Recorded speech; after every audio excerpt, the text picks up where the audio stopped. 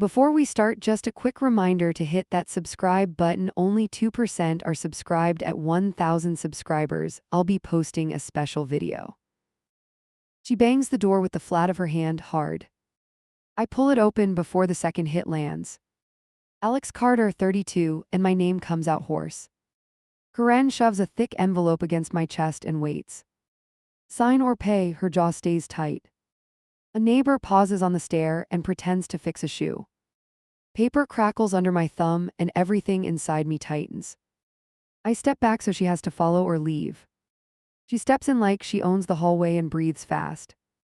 I'm done asking. You know what you owe. My mind goes white for a beat and then sharp again. I want proof, I say, and the words taste like rust. She tilts her head and smirks. One practiced move. You always want more time. Time is money. She flicks the envelope with a nail and the threat jumps. I don't move because any move looks like a promise. The letter sits exposed, amounts stacked like falling bricks. Late fees, retroactive numbers, and a bank routing line. The page hums in my hand like a live wire. I meet her eyes and see nothing I can use. Transfer by Friday. She pushes past and brushes my shoulder. You disappear again and I go to court. My phone vibrates and I don't dare check it yet. She watches for a flinch and enjoys the hunt.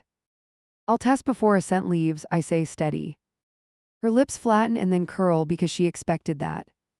You can test after you pay and apologize, she says. The neighbor coughs once and the stairwell goes quiet. I hold the envelope at arm's length like it burns. DNA first, I say, and I hear the echo. Karen laughs once and the sound bounces off the door. You still think you're the victim, she says and winks. My phone dings again, new number and a short message. Counsel retained, it reads, and a case reference blinks.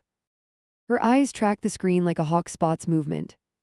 So we're aligned, she says and finally steps away. I follow to the threshold and keep my voice low. You want money, then you want testing on record. She taps her temple with one finger and smiles thin. Records break when pressure hits, she says and leaves. I lock the door and press my forehead to the wood. Breath comes shallow and I count as slow my pulse. The envelope waits on the table like a loaded trap. Part of me wants to rip it in half. I open it clean and read every line with care. A pay schedule, a thread of garnishment, a contact name. A deadline sits bold and dares me to blink first. My hand stops shaking and something colder takes over. I dial the number and a bright voice answers fast. Reference please, she says, and I give it without hesitation. Hold music thrums and then a young male voice cuts in. We can avoid court if you cooperate, he says. I need paternity established, I say and feel the floor. We can arrange a test after partial compliance, he replies. Compliance follows proof, I answer and let the silence lengthen. He clears his throat and mentions urgent remedies. Email me your testing protocol, I say and keep control. Chain of custody, acceptable labs, authorized couriers, upload timeline. He stumbles for a second and calls me sir too quickly. Please respond in writing, I add and end the call. The room feels smaller and Friday grows teeth in my head. I scan for exits and land on 3 workable moves. Test now, notify employer, and document every exchange in writing. Any slip in my paycheck bleeds before Monday. My phone buzzes again and her name fills the glass. You have until Friday, the text repeats with a heart. Then a second text drops a routing number and account name. The heart turns to a hook as I stare. I type 3 words and delete them twice for heat. DNA clinic today, I send and wait for fallout. The dots appear and vanish like fish under ice. Fine arrives and then another line with a location. I grab my jacket because movement is the only plan. Outside, the stair clicks under my shoes like a metronome. A man at the mailbox watches and looks away fast. I pocket the envelope and lock the door in one motion. The clinic sits 10 minutes away and every light turns red. I breathe through each stop and keep my jaw unclenched. A petty urge to floor it rides my heel and loses. I need clean paper more than speed today.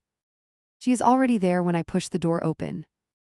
Arms crossed, foot tapping, eyes flicking to my empty hands. No gift, she says, and the corner of her mouth twitches. I gesture to the front desk and move without banter. Forms appear and I skim for traps and small switches. Legal guardian lines, release language, custody notations, rush options. I mark what matters and leave blanks where they want leverage. Karen signs hard enough to dent the page. The nurse calls our names and leads us down the hall. Swabs, gloves, sealed vials, and a printed barcode sheet. Her movements stay smooth and she narrates every step once. I nod because clarity is currency right now. The kid sits with a magazi. Nian watches my shoes. He swings his legs and hums a tune off key. His eyes flick up and meet mine for a beat. Something inside me shifts and I look away first. Swabs go in, swabs go out, packages seal tight. The nurse labels tubes and logs times with a pen. Results within 5 business days, she says and pauses. Rush available for a fee, she adds and waits. I ask for rush and hand over my card fast. The nurse nods and writes a new time on the sheet. Karen checks her phone and the screen lights her face. She bites her lip and a message flashes long. We step back into the waiting room and air feels thin. Karen stands close enough that I can hear her swallow. You'll wire before results, she says without looking at me. My silence answers and her thumb drums the chair. Some things collapse when you test them, she mutters almost soft. The line hangs and I catch the edge of something hidden. A name forms in my head and refuses to leave. I tuck it away because timing matters more than curiosity. At the desk I request all receipts and tracking numbers. The nurse slides copies in a courier pickup window. I photograph everything and email it to myself twice. Karen watches and gives that same practice smirk. Outside, the sky presses low and traffic grinds like teeth. She steps toward me as if to close the distance.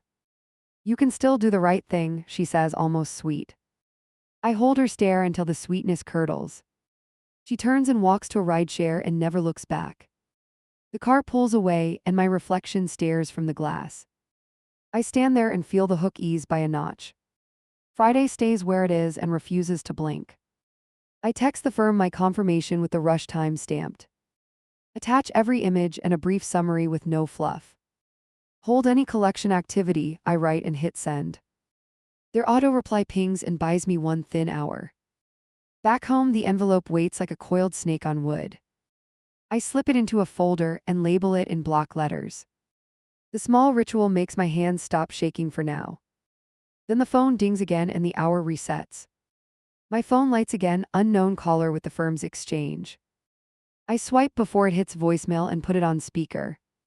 We will contact your payroll for withholding by noon, the voice says. Send the court order, I answer and let the pause grow. A click, then a rehearsed line about cooperation and timelines. I record all collection calls, I say steady and slow. Paper rustles on their end like someone lost a script. Email your notice comes back clipped, then the line dies. I draft a short notice and attach the clinic receipt. Subject line sharp enough to cut through their inbox. Testing underway, collection contested, sits in the first sentence. Read receipt pings back and buys a thin inch. HR needs to hear it from me before rumors sprint. I walk in and hold up the printed threat. No theatrics, just dates and a deadline with teeth. Any order arrives, I'll contest it, I say, eyes forward. They trade looks and keep their voices even for policy. Bring us the file if a writ appears, the manager says. She slides me a compliance email for future messages. That address goes in my phone like a lifeline. Outside, the clinic's tracking link refreshes every few minutes. Pickup window moves earlier by an hour without explanation. I call the desk and request eyes on the handoff.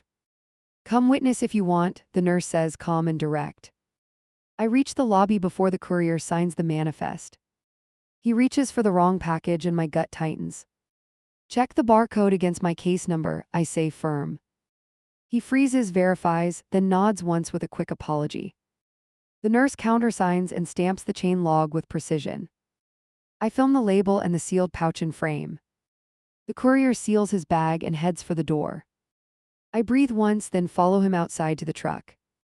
Karen texts while I film a final clip from the sidewalk. Wire half today and avoid trouble, appears with a wink. Another line drops a screenshot of an account balance. I mute the thread and let the dots starve. Back home, I create a folder with tight naming rules. Screenshots stack in order and each file gets a timestamp. I export PDFs and mirror them to a second drive. If someone edits anything later, I will notice fast. Legal aid hotline picks up on the third tone. I explain the test, the notice, and the looming garnish.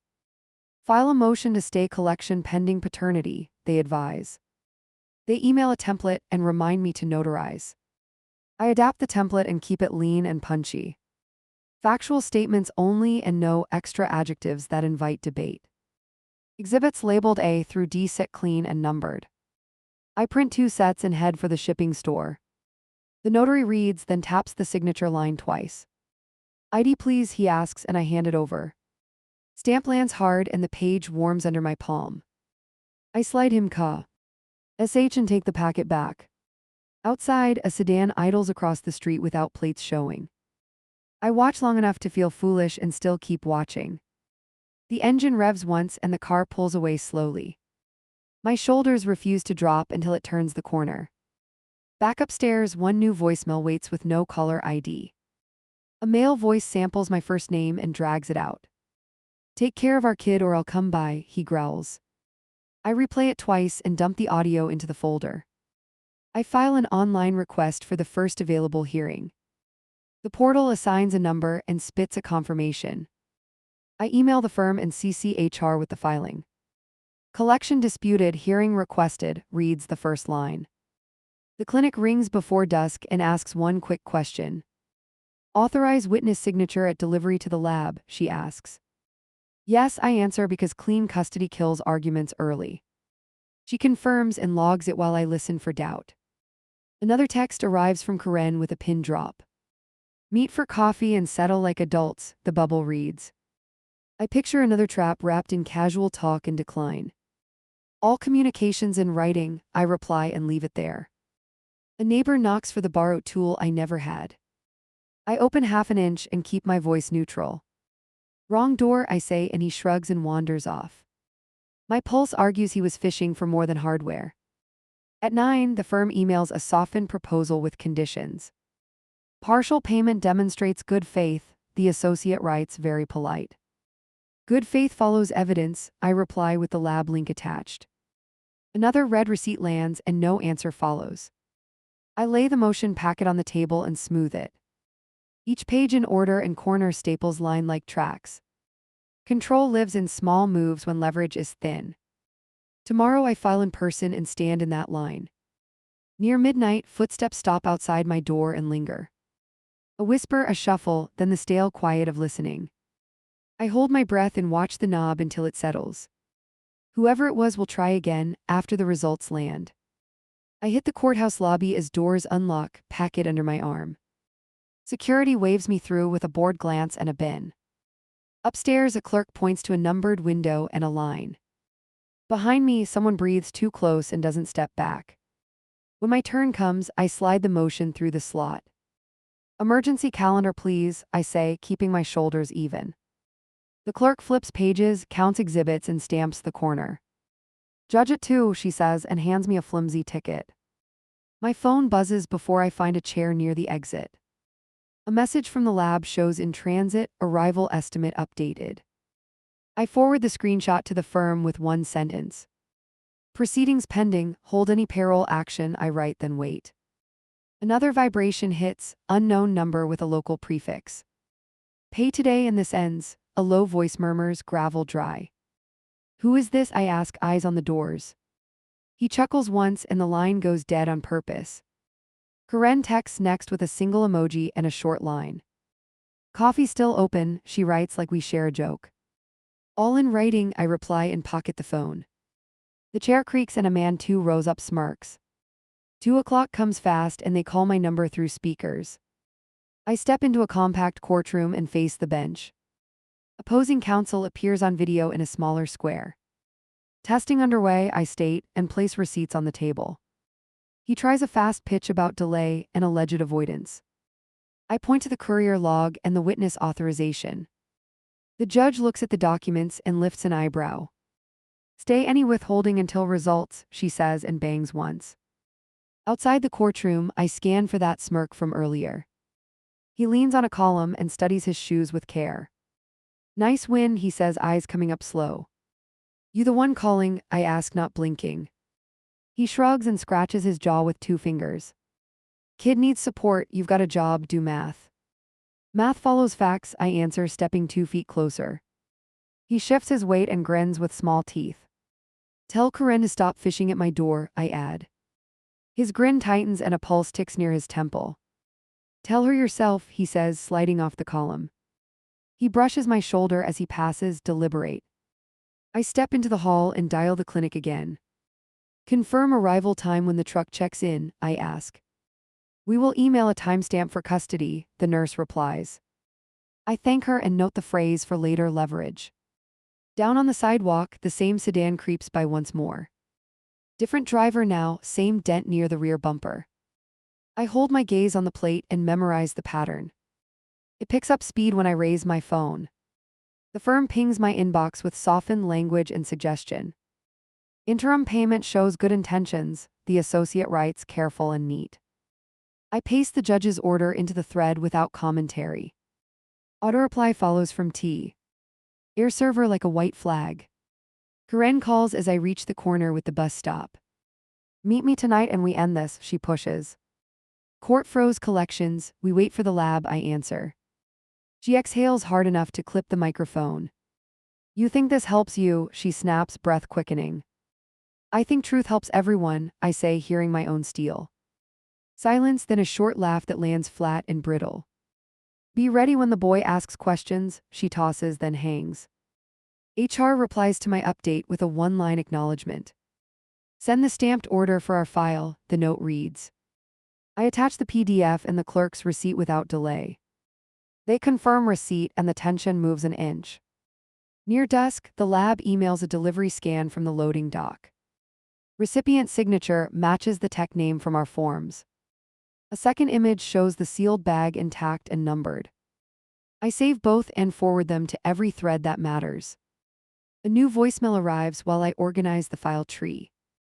A whisper, then a warning to watch my step at night. This one uses my building number and my floor. I move a chair under the handle and text a friend. He offers to crash on my couch and bring a camera. Bring a calm head instead, I write, and he agrees. I am done reacting like prey, even if I shake. Control comes from neat records and a locked door. Karen drops one last text before midnight, 3 clipped words. Think about consequences, it reads with no heart this time. I stare until the letters blur and my thumb hovers. Then I mute her again and leave the bubble cold. The buzzer screams at dawn, 3 long hits and a pause. Delivery for you, a voice calls through the intercom. I crack the door on the chain and a folder wedges through. Service acknowledged, the man mutters as I film his badge. Inside, the notice claims immediate withholding despite yesterday's stay. I scan for a signature and find a stamp facsimile. I email HR and attach the judge's order with bold subject. Conflicting paperwork delivered this morning, I write, then watch for replies. The lab pings my inbox with a status anomaly. Arrival recorded on time with a temperature spike on one sample. Processing continues, the note reads with a cautious line. I call and ask if that spike can skew anything. Viable and readable, the tech assures, voice clipped and efficient.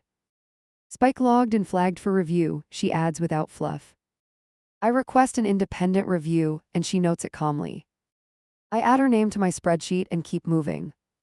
Karen messages a single sentence while I copy files. Meet at Grant and Maple at noon, rolls across the screen. I answer with 1 word and a period after it. Only public, I send and pocket the phone hard.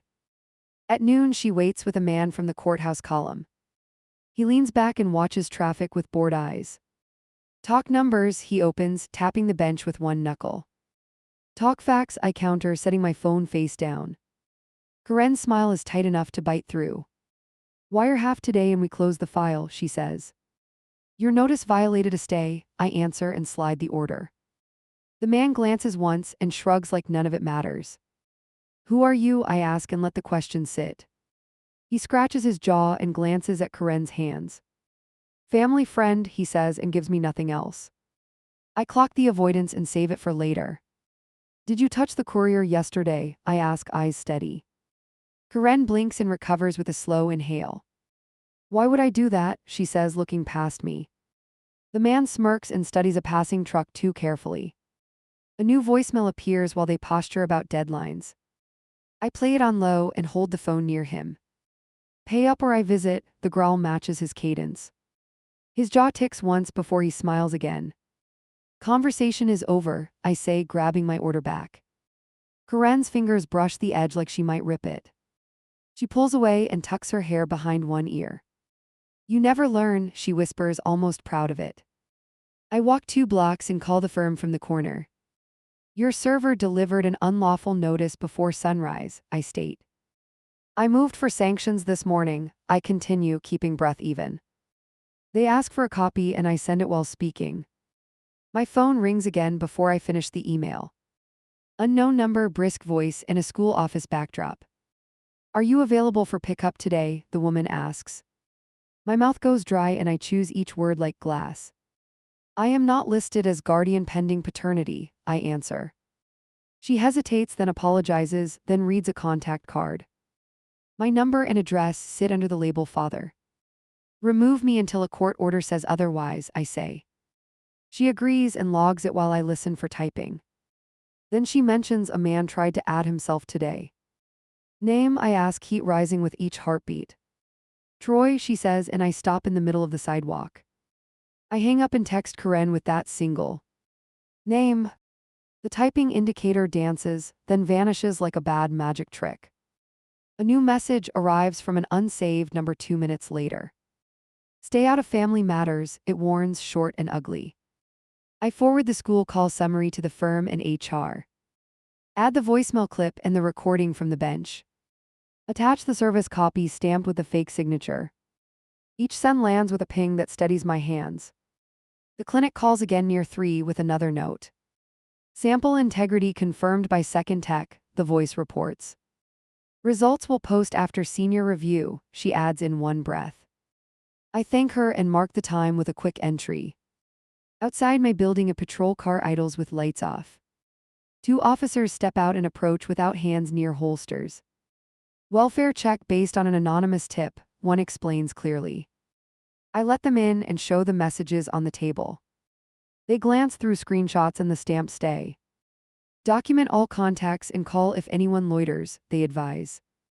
They leave a card and promise to note the false report.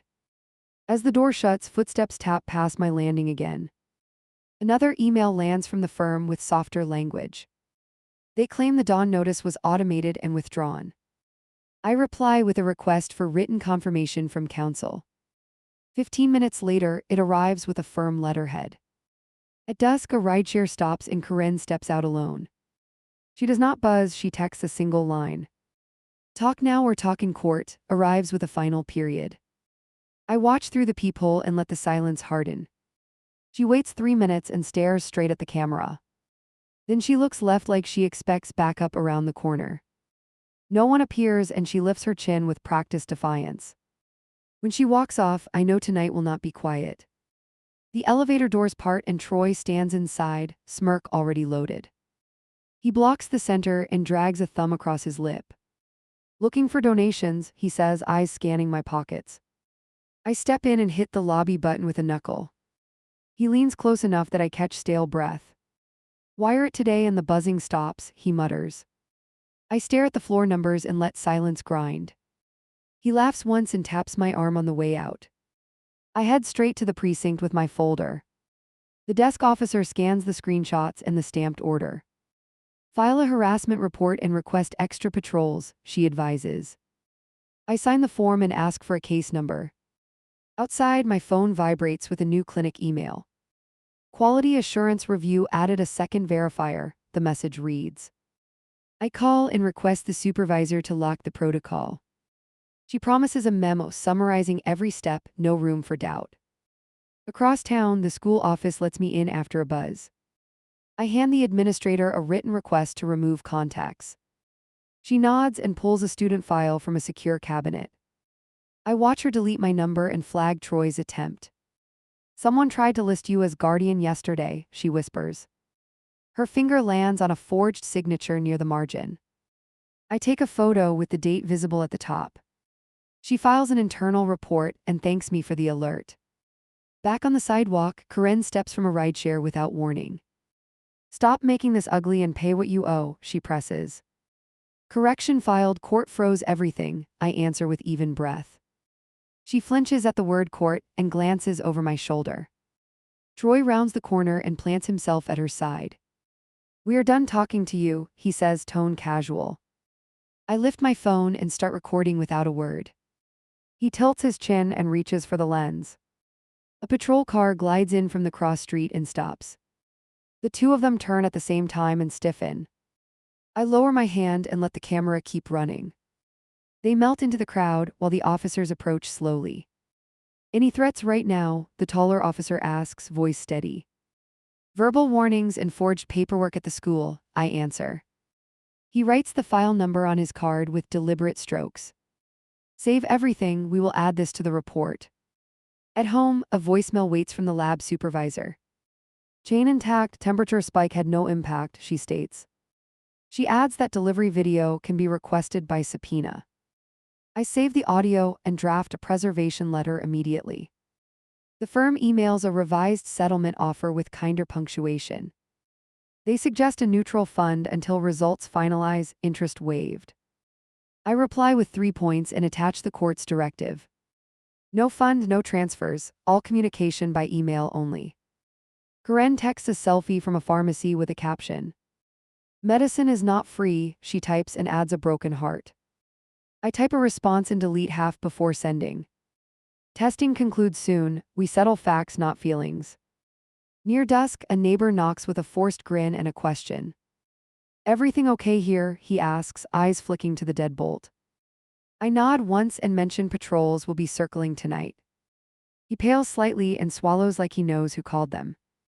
My friend arrives with a thermos and a portable camera. He sets the device near the entry and checks the angle.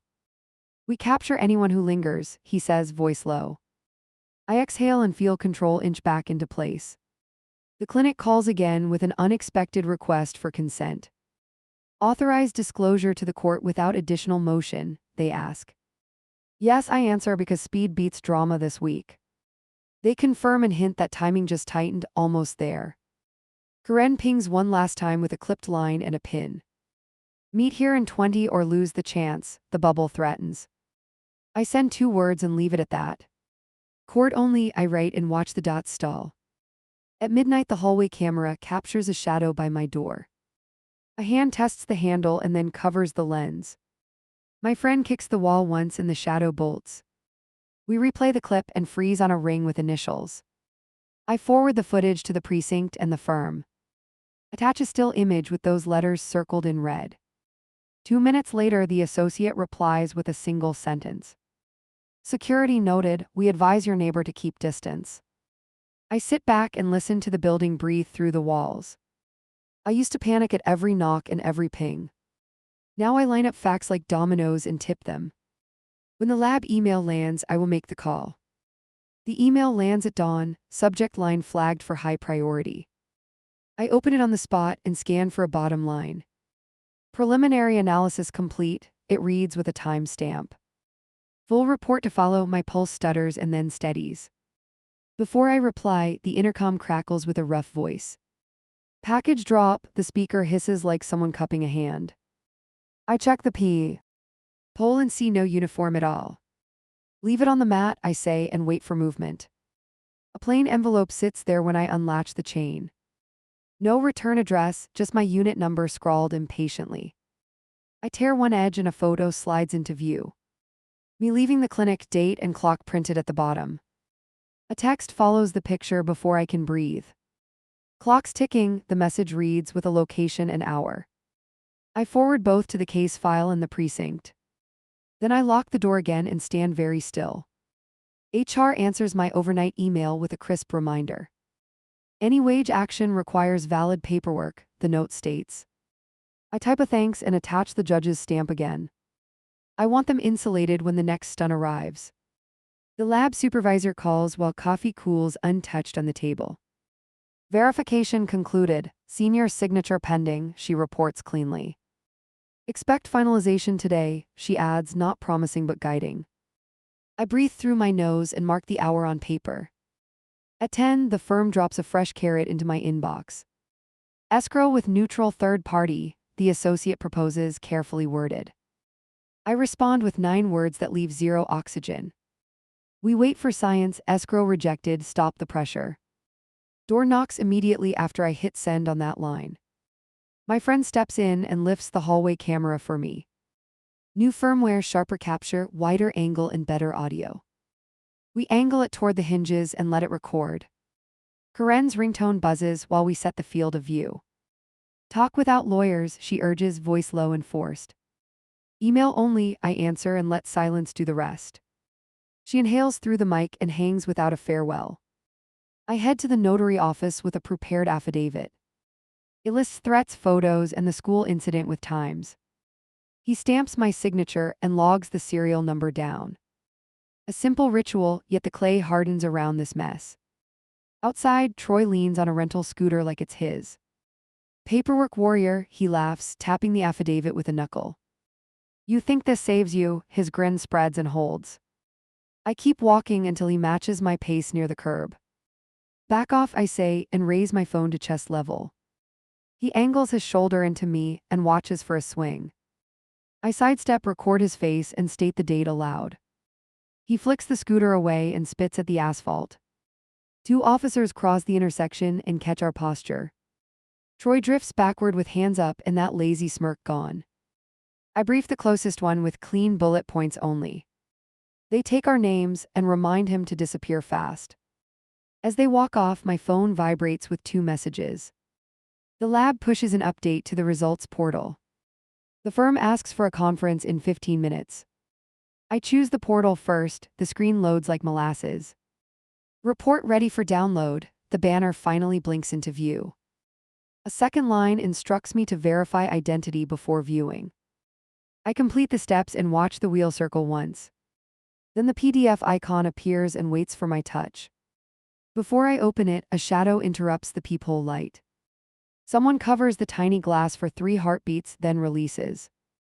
I hold still and count of 5 with quiet breaths.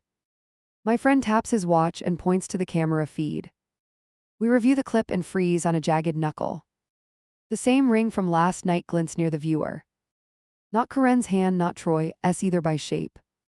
A third player, which means another card on the table. The scheduled conference chimes while I save the new clip. I join and keep my camera off to stay controlled. Any chance of interim support, the associate starts carefully. I read one line from the fresh court order instead. Collection stayed pending conclusive result, I recite, voice even. I have the final document now, I add, not opening yet. He swallows audibly through his headset and pivots to neutral. Please share when available, he says, softer and cautious. I end the call and return to the portal alone. Cursor hovers and my thumb hesitates longer than I like. I think of the kid humming in the clinic waiting room. Then I click, the file begins to open with a tick. Before the first page renders, a new text arrives from Karen. Whatever it says, remember the boy, appears like a plea. My jaw tightens and the phone almost slips from sweat. I steady it with both hands and look back at the screen. Numbers fill the page and a percentage anchors the conclusion. The result lands hard without room for ambiguity or spin. A cold calm passes through me like a grounded wire. Not a father, the words arrange themselves without triumph. I forward the document to the firm and HR immediately. Attach the affidavit and the police case number for context. Add the hallway clip showing the unknown hand at my door. Then I send one final line to Karen, we need to talk. I call her to the station lobby and hold up the report. She reaches for the phone and I pull it back. Final result, I say and tap the bold conclusion. Her throat moves once and she stares without blinking. Retest, she blurts, palms open like a bargain. Court-supervised new lab, all parties present, I answer. She glances toward the doors like expecting backup again. I pocket the phone and wait for the next tremor. Troy pushes through the metal detector and paces near us. Show me the file, he demands, hand half extended. A guard clears his throat from the desk and watches. Troy drops his arm and pretends he was stretching. I place 2 pages on the bench between us. Result summary, custody log, signatures and timestamps tight. Who wore the ring last night? I ask calmly. Karen's eyes flick right and land on Troy's knuckles. His fist closes and he tucks that hand under his elbow. Neighborhood fan, he jokes, mouth doing work his eyes refuse. I angle my head toward the security camera above. Say it again for the record, I offer and wait. My inbox dings with a new subject from counsel. Dismissal drafted pending client approval, the line reads clean. I forward it to HR while they pretend not to see. Silence stretches until the guard shifts in his chair. 2 hours, I say, we meet again after signatures. Karen exhales hard and nods once without lifting her gaze. Troy smirks at the floor and mutters about lawyers. I ignore him and text the clinic for an urgent slot. They reply in minutes with a late afternoon window. Participant plus alleged father available, the message confirms. I show the screen, bring the boy and Troy now. Karen's jaw tightens, Troy scratches his cheek with slow fingers. Not playing, Troy grinds out, inching toward the doors. Then bring someone who will, I say, voice steady. Karen flinches and stares at the exit like it's loaded. A name sits on her lips and refuses to jump. Alone, please, she whispers, glancing at Troy's shoes. We step to the side under the lobby camera. She keeps her palms pressed together until color returns. Mateo handled messages, she admits, eyes on the floor. Full name and contact, I ask, opening a new note. She rattles a number and a surname through clenched teeth. I store it and tilt my head at her. Rideshare driver, friend of Troy, she adds, barely audible. Troy circles back and plants himself too close again. What's the whisper, he asks, teeth showing without humor. Clinic at 4, I tell him, tapping the time. He scoffs and lifts his chin like that solves everything. We exit separately and meet again in the parking lot. A compact car idles near the curb with hazard lights. The driver wears a chunky ring carved with 2 letters. He looks past me and gestures for Karen to hurry. Mateo, I say, and he stiffens a fraction. Wrong person, he answers, thumb flicking toward the shifter. I raise my phone and frame his plate and face. He kills the hazards and peels away into traffic. Karen grips the bench with whitening knuckles and breathes shallow. You invited a third man into this mess, I say. Her mouth opens and nothing useful comes out for seconds. Debt favors, it got tangled, finally escapes in a rush. I send Mateo's plate to the precinct address on file. Attach last night's clip and a still of the ring. Possible witness, potential intimidation, I write in 2 crisp lines. Acknowledgement bounces back and steadies my spine. The firm schedules a quick call and I connect outside. Dismissal ready, apology letter optional, the associate says carefully. Not optional, I answer, and withdraw any wage action now. He agrees on record and promises a copy by end of day. Karen watches my face while I speak in short sentences. Sign and end this, I tell her, voice level. What about him, she asks, meaning the boy, not Troy. We protect him from courtroom noise, I say, and mean it. She blinks fast and wipes her face with her sleeve. 2 nights of fever, she murmurs, barely pushing air. Doctor visit, I reply, I can cover medicine anonymously. She studies me like I just changed sides without warning. Why help, she asks, chin lifting an inch. Because the kid did not make your choices, I answer. She nods once and the nod looks heavier than words. Troy returns with a plastic bag and false swagger. Clock's running, he announces, tossing the bag between us. Inside, a prepaid phone and a folded sheet with codes. Use that, no tracks, he says, tapping his temple. I push the bag back toward him and keep my voice cool. We use email, we leave footprints on purpose, I say. His smile fades and a vein jumps near his eye. You like judges, judges cost time, he mutters, stepping closer. 2 uniforms enter the lot and his posture softens fast. Any issues, one officer asks, eyes moving between faces.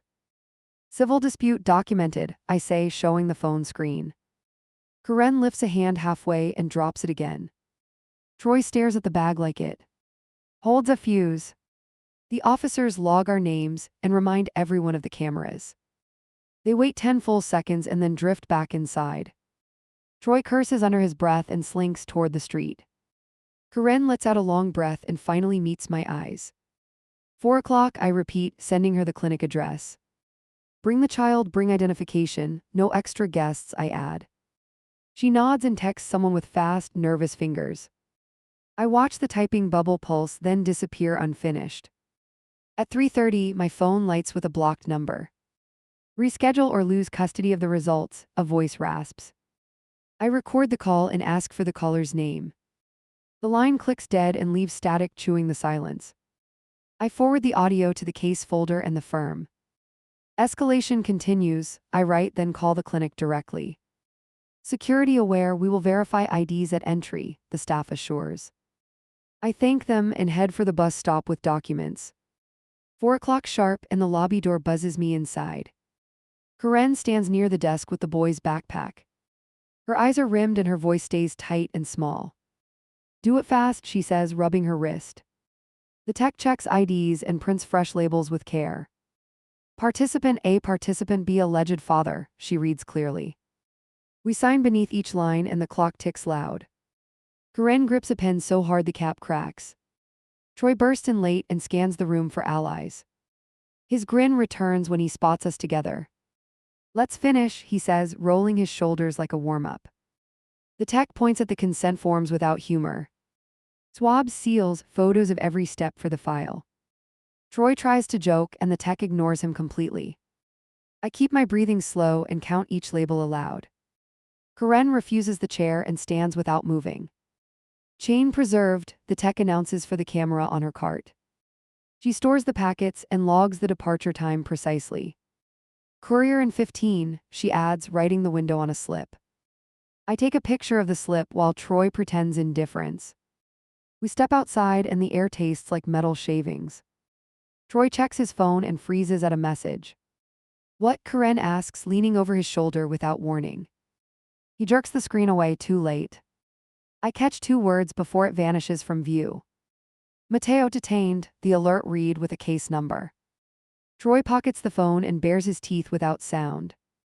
Karen swallows hard and looks at me, then down. You started a fire you cannot steer, I tell him. He spits beside the curb and rolls his neck once. Lawyers will love this, he says, backing toward the crosswalk. Karen takes 1 small step after him and then stops. My phone buzzes with a short email from counsel. Dismissal filed subject to court confirmation, the line reads. Below it, an apology draft addressed to me by name. I do not open it yet, I let them watch. Karen rubs her temples and finally speaks without edge. What happens to us now? She asks, voice wobbling. Fix your filings, notify the school, tell the truth, I say. She nods and bites the inside of her cheek. I start to walk and she falls in beside me. We reach the corner and she presses a hand to my arm. Do you hate me? She asks, eyes not meeting mine. I stare at the crosswalk signal and measure my answer. No, I hate what you did, not you, I tell her. She nods again and a tear slips before she corrects it. Troy shouts something from half a block away and waves. We both turn and the boy's small voice cuts through. Are you my dad? He asks, looking up at me. Everything inside me goes quiet enough to hear my breath. I kneel to his level and choose each word with care. We're making sure the grown-ups stop lying, we'll know soon. The judge signs and slides the order across, case dismissed. Her eyes rest on Karen for a slow beat. Any future filings must be accurate, the bench warns. My copy thumps the folder and I breathe, not yet. Outside the courtroom, the associate meets me with paper.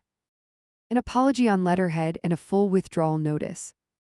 He waits for a response and avoids my stare. Notify payroll in the school today, I say, not asking. My phone vibrates before he nods. The clinic flags a new report ready for pickup. Participant C analysis complete, the message reads, time-stamped and sealed. I forward it to both sides and head downstairs fast. We arrive at the window together and nobody sits. The tech hands over a summary with practice calm. Subject 1 excluded, Subject 3 not excluded, she reads. Troy's jaw tightens and his nostrils flare, then he laughs. Test another lab, he blurts, palms up like theater. The tech points to the chain log with steady patience. 2 independent verifications, she says, pen tapping dates. Security watches his shoulders roll and drift higher. Karen leans on the counter and goes weightless for a second. I can fix this, she whispers, eyes glazed and lost. IP. Lace the apology letter in front of her. Start by telling the school and your lawyer now. Troy swipes the summary and crumples the corner. Paper lies, he snaps, voice low and clipped. I raise my phone and show the hallway clip. Mateo's ring, your friend, the one with threats. A sergeant calls me before Troy's mouth shapes another word. Mateo cooperated, he reports, tone flat and official. He confirmed the calls and the forged contact card. My eyes meet Karen's, she closes hers and nods. The firm emails payroll confirmation within minutes. Any withholding rescinded, the message reads tight and plain. HR replies with a receipt and a clean ledger. Numbers align and the knot in my chest loosens. Karen reaches for my sleeve and stops halfway. Can you cover the prescription today? She asks, quiet. Yes, I answer, send the invoice from the clinic. This is not hush money, I add and hold her gaze. We step outside and the boy studies our faces. He waits for someone brave enough to speak first. You're safe, I tell him, kneeling to his height. The grown-ups are done lying, that part ends today. Troy circles once and tries a final corner push. You'll pay anyway, he mutters, chin lifting like a dare. 2 detectives cross the lot and angle toward him. He bolts right then left, cuffs click near the curb. Karen watches the car door shut and hugs herself. I will correct everything, she says, voice rough and honest. Do it in writing, I answer, handing her the pen. She signs the dismissal acknowledgement with a shaking hand. I call the principal and deliver 3 precise lines. Guardian corrected, emergency contacts updated, records preserved. She thanks me and adds a note about visitors. Any disturbance triggers lockdown, she says, and I feel the weight. The associate calls again and asks for one last item. Statement that you will not seek costs, he proposes. Withdraw the bogus demand letter from your system first, I counter. He agrees and emails proof before the minute ends. Karen texts me the pharmacy receipt and a short apology. Paid, I reply, attaching the confirmation from my bank. No more doorstep surprises, I write and add a period. She types for a long time, then sends nothing. I scrub my inbox and archive every resolved thread. One new folder labeled closure sits at the top. The raw footage stays, the threats stay, the logs stay. My finger hovers over block, then taps without regret. From the window, I catch one last patrol rolling by. No horns, no drama, just a slow sweep and a nod. The building exhales and my shoulders finally match it. When the next knock comes, my chain stays on.